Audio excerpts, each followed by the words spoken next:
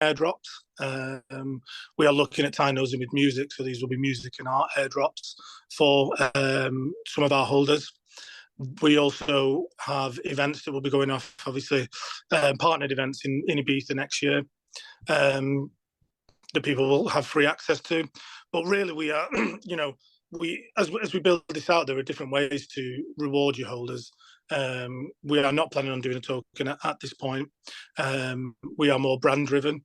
I'd see us like we have this opportunity to create a brand with that links Web3 and Web2 within the electronic music and partying scene. It hasn't been done before, and in doing that, I want it to be a collectible in itself, as well as having those opportunities to have fun with your holders and then be able to get customs or certain things like that. Yeah. But we're very, very, very much brand driven. Yeah, and I mean, as far as touching on collaborations, which kind of leads into like milestones, achievements aspects. I know that you guys have the partnership through the relationship with the Ibiza Bible. It looks like you guys have something going on with, there's another project, Royal Clubbers out there. Touch base on the collaborations and partnerships that you guys have, worked through so far from the project standpoint. Yeah, so Royal Clubbers is a really cool project that's going to be minting on Hedera soon. They are a project that is founded by celebrities and musicians, basically, who are fairly well known within their own industries. Richter, who is one of the people who's been integral to Loco Lizards since the start, is also helping to advise for Clubbers, and was actually with Clubbers before I met him and brought him onto Loco Lizards. So, he's been in the two projects for quite a while. When they were looking at which kind of blockchain to, I know it's not blockchain, it's a Hashgraph, but which chain to go on, we kind of said, look at Hedera, it's an amazing ecosystem. Come over, come here. They've seen it, they think it's amazing, so they're coming over now. They bring a lot of kind of brand power in terms of who they are. So going forward, we will kind of work very closely with them. We're coming from a different angle, but there is a lot of synergy between the two, so that's really exciting. And I know they've established a partnership with Tune FM as well, so that's going to be exciting to see. Yeah, I did see that as well today. The Tune FM stuff's really cool with the tokenization, the music aspects built on Hedera. Very cool.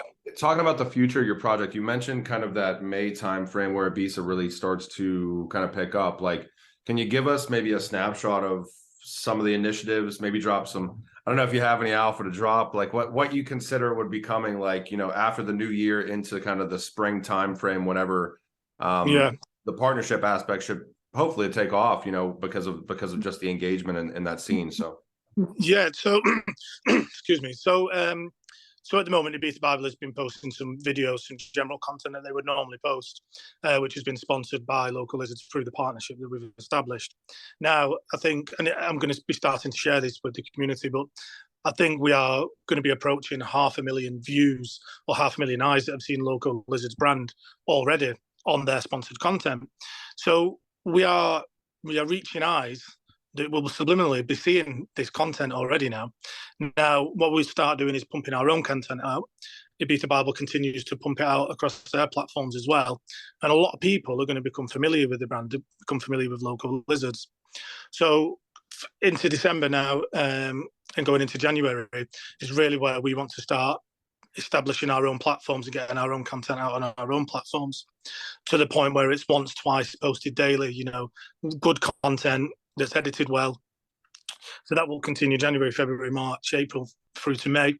My hope is that, so then we've got hundreds of pieces of content out on multiple platforms, so people will find us and they will see this. I think that will solidify us within the Hedera and Web3 ecosystem. We can say these guys are doing this and doing what they say they're going to do.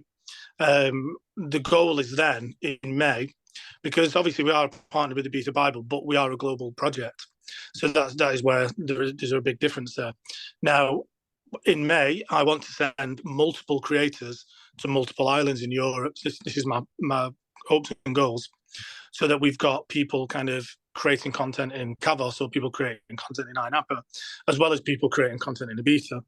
So we've got this massive content and this massive kind of branding going out just and build it up until May, and then go really, really aggressive with it going forward, you know, and then bringing podcasts out as well to kind of alongside that, and then just, you know, continuing to grow that holder journey, because obviously it's been around, the NFTs have been around for a year or two, or maybe a bit longer, but the user journey and the holder journey is always changing, and you have to be adaptable to different things. So, you know, keeping people engaged, keeping people interested.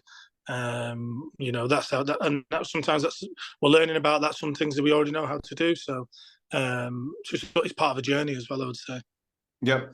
And as far as, I think you touched on it a bit, you know, I always ask about team size and network size. So where are you guys at now? And then you kind of briefly touched on sending, you know, hopefully, or reaching out and working with, you know, different individuals across different countries. Like, where are you at now? Where do you consider yourself wanting to be, you know, in, let's say, the next handful of months, with how many contributors you have, you know, to help build out the brand aspects?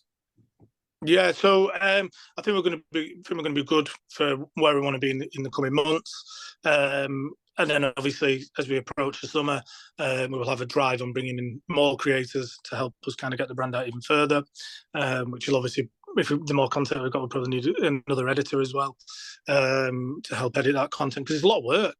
You know, it's very, very time consuming, and the organisation of it is time consuming. So at the minute we're kind of in that building phase, so that. What my hope is, and this is going to happen, is once we start putting it out, it will not stop. So I don't want it to be like, put it out one day, stop for a few days, and then it stops.